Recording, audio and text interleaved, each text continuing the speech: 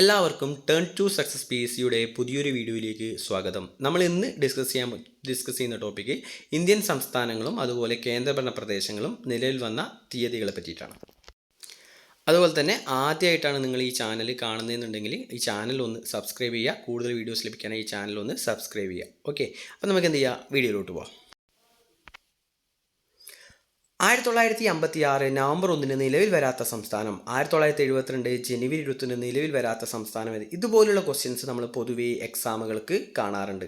അപ്പോൾ അത്തരം കാര്യങ്ങൾ നമുക്ക് ആൻസർ ചെയ്യാൻ നിർബന്ധമായിട്ട് നമുക്ക് എന്തറിഞ്ഞിരിക്കണം? ഈ പറഞ്ഞ സംസ്ഥാനങ്ങൾ നിലവിൽ വന്ന തീയതികൾ അറിഞ്ഞിരിക്കണം. അപ്പോൾ അതുമായി ബന്ധപ്പെട്ട കാര്യങ്ങളാണ് നമ്മളിന്ന് ഡിസ്കസ് ചെയ്യാൻ പോകുന്നത്. അത് നമ്മൾ സിമ്പിളായിട്ട് കോഡ് ഉപയോഗിച്ചിട്ട് ഇന്ത്യയിലെ 28 സംസ്ഥാനങ്ങളും അതുപോലെ തന്നെ മറ്റ് കേന്ദ്രഭരണ പ്രദേശങ്ങളും നിലവിൽ വന്ന തീയതിയാണ് നമ്മളിന്ന് പഠിക്കാൻ പോകുന്നത്. ഓക്കെ, നമ്മൾ ആദ്യത്തെ ക്വസ്റ്റ്യനിൽ കണ്ടു 1956 നവംബർ 1 നിലവിൽ വരാത്ത സംസ്ഥാനം ഏതാണ്? നമുക്കറിയാം, കേരള സംസ്ഥാനം നിലവിൽ വന്ന 1956 നവംബർ 1 സംസ്ഥാന പുനഃസംഘടനാ കമ്മീഷൻ നിയമപ്രകാരമാണ്.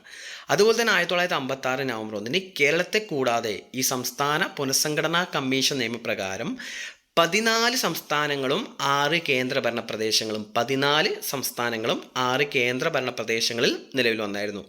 അതായത് 1956 നവംബർ 1 നിലവിൽ വന്ന സംസ്ഥാനങ്ങൾ 14, നിലവിൽ വന്ന കേന്ദ്രഭരണ പ്രദേശങ്ങൾ 6. ഇപ്പോൾ എക്സാമുകൾക്ക് പൊതുവേ 1956 നവംബർ 1 നിലവിൽ വന്ന സംസ്ഥാനം ഏത്, നിലവിൽ വരാത്ത സംസ്ഥാനം ഏത് എന്നൊക്കെ ചോദിക്കുകയാണെങ്കിൽ നമ്മൾ ആ 14 സംസ്ഥാനങ്ങളുടെ പേര് നമ്മൾ അറിഞ്ഞിരിക്കണം. എന്നാൽ മാത്രമേ നമുക്കത് കറക്റ്റായിട്ട് ചെയ്യാൻ പറ്റുള്ളൂ, ആൻസർ ചെയ്യാൻ പറ്റുള്ളൂ. ഓക്കെ, അത് പഠിക്കാനുള്ള സിമ്പിളായിട്ടൊരു കോഡാണ്. 1956 നവംബറിൽ 1 നിലവിൽ വന്ന സംസ്ഥാനങ്ങൾ പഠിക്കാനുള്ള ഒരു കോഡാണ് നമ്മൾ പറയാൻ പോകുന്നത്. അമ്മോ BB കുമാർ BJPയിൽ ചേർന്നു. അമ്മോ BB കുമാർ BJPയിൽ ചേർന്നു. അപ്പോൾ നമുക്ക് നോക്കാം ഏതൊക്കെയാണ് സംസ്ഥാനങ്ങൾ എന്നുള്ളത്. എ എന്ന് പറഞ്ഞാൽ ആന്ധ്ര സംസ്ഥാനം, അതായത് ആന്ധ്രാപ്രദേശ് അല്ലേ. എ എന്ന് പറഞ്ഞാൽ ആന്ധ്രാപ്രദേശാണ്. എം എന്ന് പറഞ്ഞാൽ നമ്മളെ പഴയ തമിഴ്നാട്, അതായത് മദ്രാസ്. എ ആന്ധ്രാപ്രദേശ്, എം മദ്രാസ് ആണ്. എം മൈസൂർ, അതായത് പണ്ട് കർണാടക ആയിരുന്നില്ല, അത് ആദ്യം വരുമ്പോൾ മൈസൂരായിരുന്നു. ആന്ധ്രാപ്രദേശ്, മദ്രാസ്, മൈസൂർ. ഒ എന്ന് പറഞ്ഞാൽ ഒറീസ, ഇപ്പോഴാണ് ഒഡീഷ ആയത്, വരുമ്പോൾ എന്തായിരുന്നു, അത് ഒറീസയായിരുന്നു. Next BB Bihar Bengal, BB Bihar Bengal. കേരളമാണ്. യു എന്ന് പറഞ്ഞാൽ ഉത്തർപ്രദേശാണ്. ഉത്തർപ്രദേശാണ്. അപ്പോൾ യു എന്ന് കേൾക്കുമ്പോൾ നമുക്ക് പൊതുവേ ഡൗട്ട് വരാൻ സാധ്യതയുള്ള ഉത്തരാഖണ്ഡ്. ഏതാണ്? ഉത്തരാഖണ്ഡ്. അപ്പോൾ ഓർത്തിരിക്കുക, 3 ഖണ്ഡ്, ഉത്തരാഖണ്ഡ്, ഛത്തീസ്ഗഡ്, ജാർഖണ്ഡ്. അല്ല, ഇന്ത്യയിലാകെ 3 ഖണ്ഡുകൾ, ഉത്തരാഖണ്ഡ്, ഛത്തീസ്ഗഡ്, ജാർഖണ്ഡ്. ഈ 3 ഖണ്ഡും വന്നപ്പോഴാണ് 2002 നമ്മൾ പിന്നീട് പഠിക്കും, പിന്നീട് നമ്മൾ വീഡിയോ കാണുമ്പോൾ നോക്കും. ഓക്കെ, എന്താണ് 2002. അതുകൊണ്ട് ഈ യു ഏതാണ്? ഉത്തരാഖണ്ഡ് 2002. അതുകൊണ്ട് യു ഏതാണ്? ഉത്തർപ്രദേശാണ്. യു ഏതാണ്? ഉത്തർപ്രദേശ്. എം ഒന്ന് ശ്രദ്ധിക്കുക, അത് മധ്യപ്രദേശാണ്. എമ്മിൽ ഒരുപാട് സംസ്ഥാനങ്ങളുണ്ട്, അതുകൊണ്ട് എം നമ്മൾ കറക്റ്റ് പഠിച്ചു വെക്കുക. ഉത്തർപ്രദേശ് തൊട്ട് താഴെയുള്ള മധ്യപ്രദേശാണ്. അതുപോലെ തന്നെയാണ് എ ഏതാണ്? ആസാമാണ്. ഏതാണ്? ആസാം. ആർ രാജസ്ഥാൻ. പിന്നെ അതുപോലെ ബി എന്ന് പറഞ്ഞാൽ മഹാരാഷ്ട്ര ആയിരുന്നില്ല പണ്ടത്, ബോംബെ ആയിരുന്നു. ബി ബോംബെ. ജെ എന്ന് പറഞ്ഞാൽ ജമ്മു ആൻഡ് കാശ്മീർ അല്ലേ. ജെ ഏതാണ്? ജമ്മു ആൻഡ് കാശ്മീർ. അതുപോലെ അടുത്തേതാണ്? പഞ്ചാബ്. ജാർഖണ്ഡ് വരില്ല, കാരണം 3 ഖണ്ഡും എപ്പോഴാണ്? ഉത്തരാഖണ്ഡ്, ഛത്തീസ്ഗഡ്, ജാർഖണ്ഡ് 2002. അത് ആദ്യം നമ്മൾ മൈൻഡിൽ ഒന്ന് ഓർത്തു വെക്കാം. ഓക്കെ, ജാർഖണ്ഡ് അല്ല, ഏതാണ്? ജമ്മു കാശ്മീർ, പഞ്ചാബ്. ജമ്മു കാശ്മീർ, പഞ്ചാബ്. അപ്പോൾ ഈ കോഡ് പഠിച്ചു വെച്ചാൽ നമുക്ക് 1956 നവംബർ 1 നിലവിൽ വന്ന 14 സംസ്ഥാനങ്ങളുടെ പേര് സിമ്പിളായിട്ട് പഠിക്കാൻ പറ്റും. അമ്മോ BB കുമാർ BJPയിൽ ചേർന്നു. അപ്പം നമുക്കറിയാം 1956 സംസ്ഥാന പുനഃസംഘടനാ കമ്മീഷൻ നിയമപ്രകാരമാണ് ഈ സംസ്ഥാനങ്ങൾ വന്നത്. 14+6 കേന്ദ്രഭരണ പ്രദേശം. അതായത് ഇതൊരു ഭരണഘടനാ ഭേദഗതിയും കൂടിയാണ്. അതായത് ഭരണഘടനയിലെ 7ാം ഭേദഗതി 1956 നവംബർ 1 നിലവിൽ വന്നതാണ് 7ാം ഭേദഗതി പ്രകാരമാണ്. അപ്പോൾ ഓർത്തിരിക്കുക, സംസ്ഥാന പുനഃസംഘടനാ കമ്മീഷൻ നിയമം എത്രാമത് ഭരണഘടനാ ഭേദഗതിയാണത്?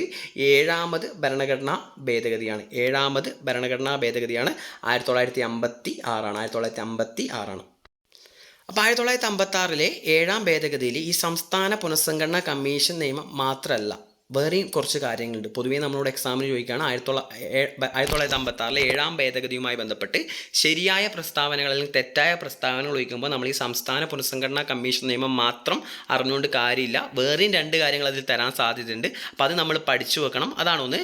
ഒരു വ്യക്തിക്ക് എന്ത് ചെയ്യുക, ഒരേ സമയം ഒന്നിലധികം സംസ്ഥാനങ്ങളുടെ ഗവർണർ പദവി വഹിക്കാം. അതുപോലെ തന്നെ ഒന്നിലധികം സംസ്ഥാനങ്ങൾക്കായി ഒരു പൊതു ഹൈക്കോടതി സ്ഥാപിക്കാം.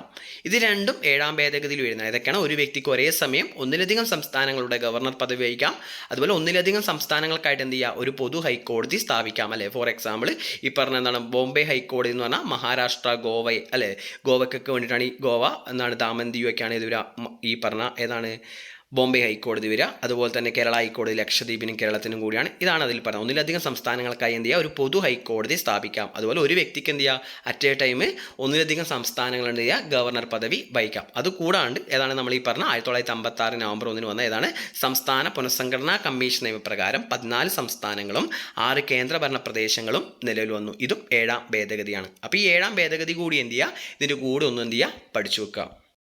അപ്പോൾ നമ്മൾ 1956 വന്ന 14 സംസ്ഥാനങ്ങൾ പഠിച്ചു. ഇനി നമുക്ക് ബാക്കിയുള്ള 14 സംസ്ഥാനങ്ങളോട് വന്ന തീയതികൾ പഠിക്കണം. നമുക്കിനി അതിലോട്ട് പോവാം. 1956 ശേഷം 1960 മെയ് 1 1960 മെയ് 1 ഈ ബോംബെ സംസ്ഥാനം വിഭജിച്ച് എന്ത് ചെയ്തു, മഹാരാഷ്ട്രയും ഗുജറാത്തും ഉണ്ടായി. ബോംബെ വിഭജിച്ച് മഹാരാഷ്ട്രയും ഗുജറാത്തായിട്ട് മാറി.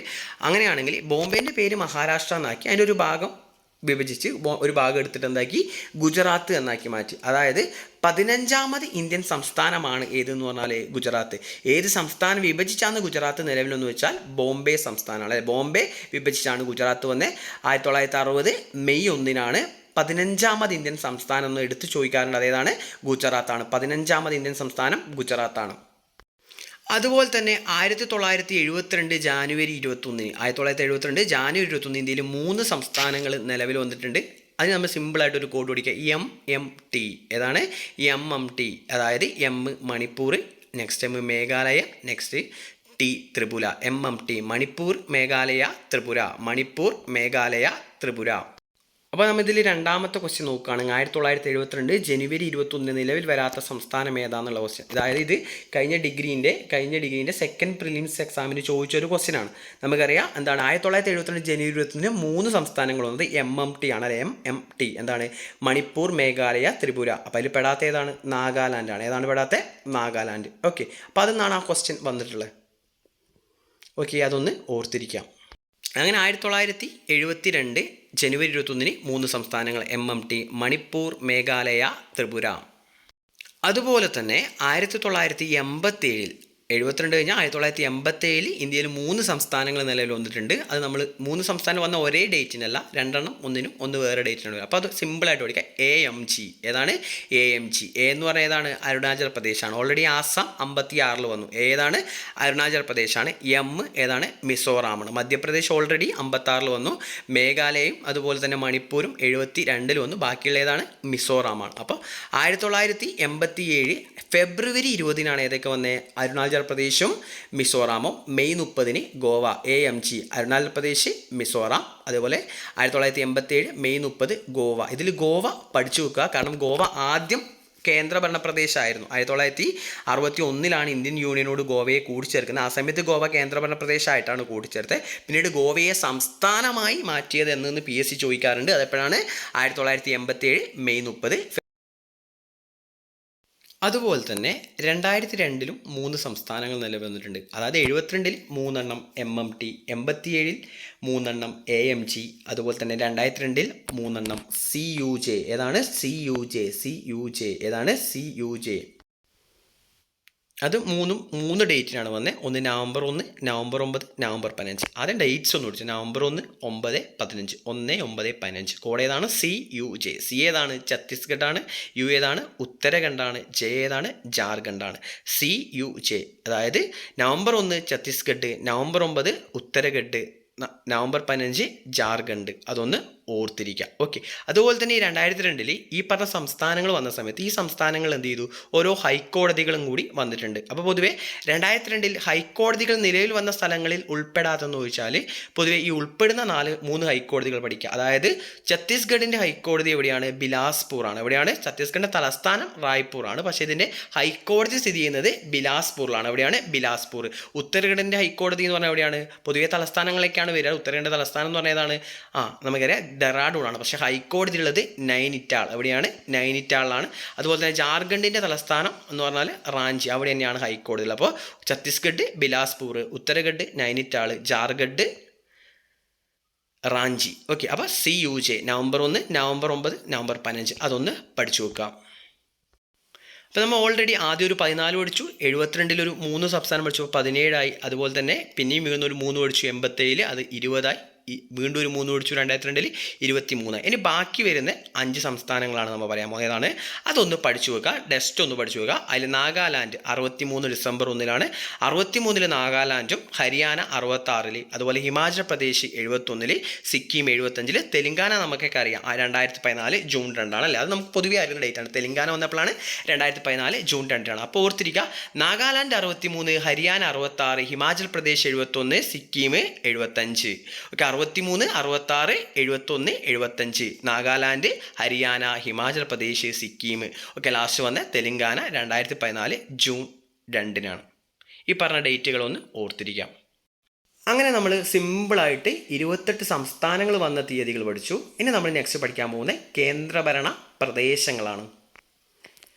അതായത് 1956 നവംബർ 1 സംസ്ഥാന പുനഃസംഘടനാ കമ്മീഷൻ നിയമപ്രകാരം ഇന്ത്യയിൽ 6 കേന്ദ്രഭരണ പ്രദേശങ്ങൾ വന്നെന്ന് പറഞ്ഞ് അതിൽ 3 സിമ്പിളായിട്ട് പഠിക്കാം. ഡൽഹി, ലക്ഷദ്വീപ്, ആൻഡമാൻ. ഡൽഹി, ലക്ഷദ്വീപ്, ആൻഡമാൻ. പക്ഷെ അടുത്ത 3 പൊതുവേ നമ്മൾ എന്താണ് 3 സംസ്ഥാനങ്ങളാണ് വരിക. അതായത് ഈ പറഞ്ഞ ഹിമാചൽ പ്രദേശ്, മണിപ്പൂർ, ത്രിപുര ഇത് 3 ആദ്യം കേന്ദ്രഭരണ പ്രദേശമായിരുന്നു. പിന്നീടാണ് അതെന്തായിട്ട് മാറുന്നത്? സംസ്ഥാനമായിട്ട് മാറുന്നത്. അപ്പോൾ 56 നിലയിൽ വന്ന കേന്ദ്രഭരണ പ്രദേശങ്ങളാണ് ഡൽഹി, ലക്ഷദ്വീപ്, ആൻഡമാൻ, ഹിമാചൽ പ്രദേശ്, മണിപ്പൂർ, ത്രിപുര. ഹിമാചൽ പ്രദേശ്, മണിപ്പൂർ, ത്രിപുര. അപ്പോൾ നമ്മൾ നേരത്തെ പറഞ്ഞു ഹിമാചൽ കേന്ദ്രഭരണ പ്രദേശമായിരുന്നു, പക്ഷേ സംസ്ഥാനമായപ്പോഴാണ് 1971 ജനുവരി 25. 1971 ജനുവരി 25. അതുപോലെ മണിപ്പൂരും ത്രിപുരയും 1972 ജാനുവരി 21. നമ്മൾ MMT എന്ന് പഠിച്ചില്ല, മണിപ്പൂർ, ത്രിപുര, മേഘാലയ. അതിൽ മേഘാലയ ഇല്ല. മണിപ്പൂരും ത്രിപുരയും ആദ്യം കേന്ദ്രഭരണ പ്രദേശമായിരുന്നു. അത് 72 ജാനുവരി 21 എന്തായിട്ട് മാറി? സംസ്ഥാനമായിട്ട് മാറി. ഓക്കെ, പിന്നീട് നമ്മൾ പഠിക്കാൻ പോകുന്നത് 7ാമത് കേന്ദ്രഭരണ പ്രദേശമാണ്. അതായത് ഈ 6 ആദ്യം ഉണ്ടായിരുന്നു. പിന്നീട് നെക്സ്റ്റ് വന്ന ആദ്യത്തെ കേന്ദ്രഭരണ പ്രദേശം എന്ന് പറഞ്ഞാൽ ദാദ്ര നഗർ ഹവേലിയാണ്. ഏതാണ്? ദാദ്ര നഗർ ഹവേലി. അതായത് 1961 ദാദ്ര നഗർ ഹവേലിയെ കേന്ദ്രഭരണ പ്രദേശമായിട്ട് ഇന്ത്യൻ യൂണിയനോട് കൂട്ടിച്ചേർക്കുന്നത്. 7ാമത് കേന്ദ്രഭരണ പ്രദേശം. ഇത് പഠിക്കുമ്പോൾ നമ്മൾ പൊതുവെ ഇതൊരു ഭരണഘടനാ ഭേദഗതിയുമാണ്. ഇത് PSC ചോദിക്കാറുണ്ട്. 10ാം ഭേദഗതി, ഭരണഘടനയിലെ 10ാം ഭേദഗതി പ്രകാരമാണ് ദാദ്ര നഗർ ഹവേലിയെ ഇന്ത്യൻ യൂണിയനോട് കൂട്ടിച്ചേർത്തത്. 1961. അതുപോലെ തന്നെ 8ാമത് കേന്ദ്രഭരണ പ്രദേശം എന്ന് പറഞ്ഞാൽ ഗോവ, ദാമൻ ദിയു അല്ലേ. 1962 ഈ ഭേദഗതി നിലവിൽ വന്ന 12ാം ഭേദഗതി. അപ്പോൾ 10ാം ഭേദഗതിയിലൂടെ ദാദ്ര നഗർ ഹവേലിയും 12ാം ഭേദഗതിയിലൂടെ ഗോവ, ദാമൻ ദിയുനും എന്ത് ചെയ്തു? ഇന്ത്യൻ യൂണിയനോട് കൂട്ടിച്ചേർത്തു. 7ഉം 8ഉം കേന്ദ്രഭരണ പ്രദേശമായിട്ട്. അതുപോലെ ഈ 2 സ്ഥലങ്ങൾ ദാദ്ര നഗർ ഹവേലി ആണെങ്കിലും അതുപോലെ ഗോവ, ദാമൻ ദിയു ഒക്കെ ആണെങ്കിൽ പോർച്ചുഗീസ് അധീനതയിലായിരുന്നു. അവരെ കീഴിൽ നിന്നാണ് ഇന്ത്യൻ യൂണിയനിലേക്ക് കൂട്ടിച്ചേർത്തത്. അതൊന്നും ഓർത്തിരിക്കുക. 10 ദാദ്ര നഗർ ഹവേലി, 12 ഗോവ, ദാമൻ ദിയു. അതുപോലെ തന്നെ പോണ്ടിച്ചേരിയെ ഇന്ത്യൻ യൂണിയനോട് കൂട്ടിച്ചേർത്തത് 1962 14ാം ഭേദഗതിയാണ്.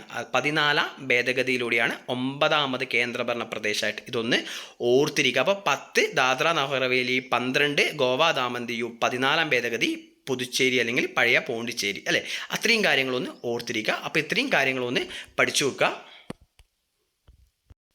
അപ്പോൾ സിമ്പിളായിട്ട് നമ്മൾ ഈ വീഡിയോയിലൂടെ പഠിച്ചത് ഇന്ത്യയിലെ സംസ്ഥാനങ്ങളും കേന്ദ്രഭരണ പ്രദേശങ്ങളും നിലവിൽ വന്ന തീയതികളാണ്. അപ്പോൾ നിങ്ങളൊന്ന് നന്നായിട്ടൊന്ന് പഠിച്ചു നോക്കുക. എക്സാമുകൾക്ക് റിപ്പീറ്റ് ചെയ്ത് ചോദിക്കാൻ സാധ്യതയുള്ള ക്വസ്റ്റ്യനാണ്. അതുപോലെ തന്നെ ഇതുമായിട്ട് ബന്ധപ്പെട്ട ക്വസ്റ്റ്യൻസ് ഒക്കെ നിങ്ങൾക്ക് ചെയ്തു നോക്കാൻ വേണ്ടിയിട്ട് നമ്മളൊരു ടെലിഗ്രാം ചാനലുണ്ട്. ടേൺ ടു സക്സസ് എന്നാണ് ഇതിൻ്റെ ടെലിഗ്രാം ചാനലിൻ്റെ പേര്. അതിൽ നിങ്ങൾ ജോയിൻ ചെയ്യുക. അതിൽ ജോയിൻ ചെയ്ത് കഴിഞ്ഞാൽ നിങ്ങൾക്ക് ഡെയിലി ലൈവ് ക്ലാസ്സസും അതുപോലെ daily topic wise exam, daily polls, അതുപോലെ weekly model exam, revision exam ഇതൊക്കെ നിങ്ങൾക്ക് ലഭിക്കും. അത് കംപ്ലീറ്റ്ലി ഫ്രീ ആണ്. അപ്പോൾ താല്പര്യമുള്ളവർ എന്ത് ചെയ്യുക? ഈ ചാനലിൽ ജോയിൻ ചെയ്യുക. ടേൺ ടു സക്സസ് എന്നാണ് ചാനലിൻ്റെ പേര്. ഒന്നുകിൽ നിങ്ങളത് സെർച്ച് ചെയ്ത് നോക്കുക, അല്ലെങ്കിൽ നിങ്ങൾ എന്ത് ചെയ്യുക? ഈ പറഞ്ഞ ചാനലിൻ്റെ ഡിസ്ക്രിപ്ഷൻ നോക്കിക്കഴിഞ്ഞാൽ നിങ്ങൾക്ക് അതിൻ്റെ ലിങ്ക് കാണാൻ പറ്റും. അത് വെച്ച് എന്ത് ചെയ്യുക? ജോയിൻ ചെയ്യുക.